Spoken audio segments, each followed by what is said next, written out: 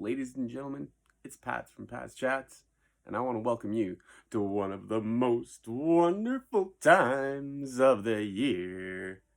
No, it's not Christmas, it's March Madness, and let's get right into it, alright? So, March Madness, NCAA, college basketball, The Dance, aka, is starting tomorrow, Thursday, March 18th, with the first four. What the first four is that's two games, teams that are on the bubble, and they have to play their way into the bracket. These games should not be taken lightly. Historically, one of the teams in the first four usually gets past the first round. It used to be that both winning teams would be 16 seeds, and that's super rare. But now they've made some of them 11 seeds, which gives them a fighting chance, puncher's chance, if you will. So let's have a look at the bracket, shall we? I'm going to put the bracket, my bracket, on my Facebook page in case you want to keep score, see how you do against whatever. It's all good. Oh, and disclaimer, haven't watched a lot of college basketball this year, but that doesn't matter because it's college basketball and it's awesome, and I'm super excited it's back. Well, did they not have college basketball last year? No, they didn't. Why? Because it was a big COVID risk? Yeah, totally. Did they do anything to fix the COVID risk? No, not really. Do you care? No. Are you going to watch? Yes. Okay, moving on. So, first four. Only real game that I'm super interested in is Michigan State versus UCLA. I love Michigan State. I love me some Spartans. And I love me some Tom Izzo coaching. I love Michigan State so much. Not only do I have them winning in over UCLA, I have them then beating BYU and riding a wave all the way to the Sweet 16. I have them sneaking by Texas as well in the round of 32. I do. That's what I said. You heard me here. I'm a big fan of Michigan State.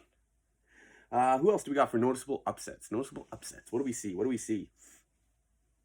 I have San Diego State making a run, people. Don't sleep on San Diego State. San Diego State, alumni you may know.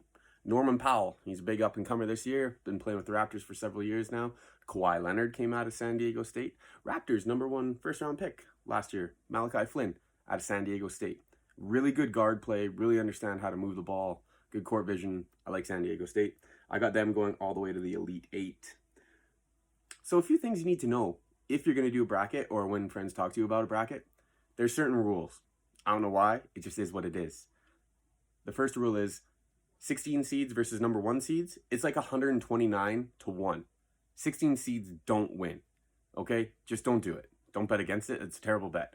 Or put your heart and soul into it and power to you, because I support you either way. But I wouldn't do it. Next. I don't know why this is a thing, but 12 versus 4? No, 12 versus 5.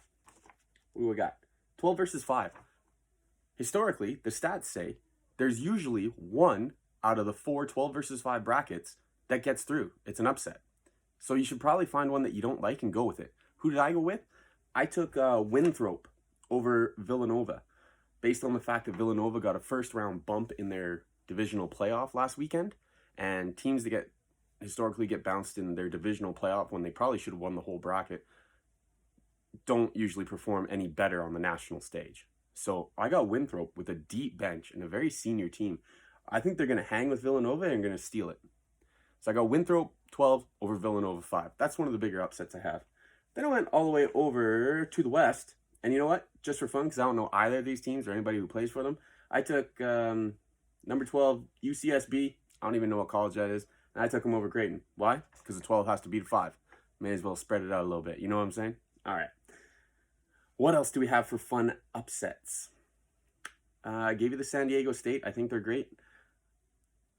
I didn't pick them because it would go against my champion, but I think Loyola Chicago is an inner city team. It's a small team, but people should be scared. 2 years ago, Loyola Chicago went to either the Elite Eight or the Final Four. I can't really remember off the top of my head, but their run was literally insane.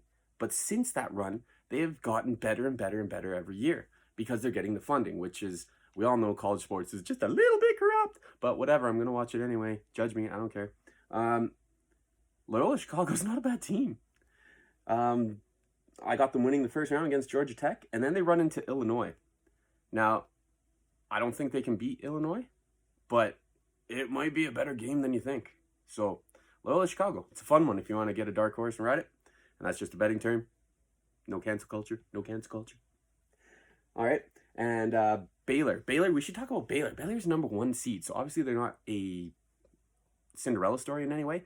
But my goodness, they are impressive. They bomb threes.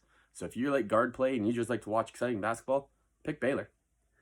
So there you go. That's what I got. First 4, the game to watch starts tomorrow. It's going to be Michigan State, and I got them going winning over UCLA. And then my final 4. Let's jump from the first 4 to the final 4 because those are the only teams that really matter. I got Gonzaga. By the way, if you don't know, the announcers are going to run this into your brain like they're going to repeat this every single time Gonzaga takes the floor or comes out of a timeout.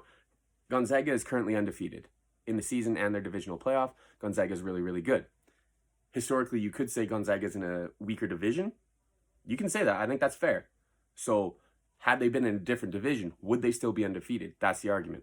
I got Gonzaga in the Final 4 against Alabama. I have Alabama winning because I like the way Alabama plays defense.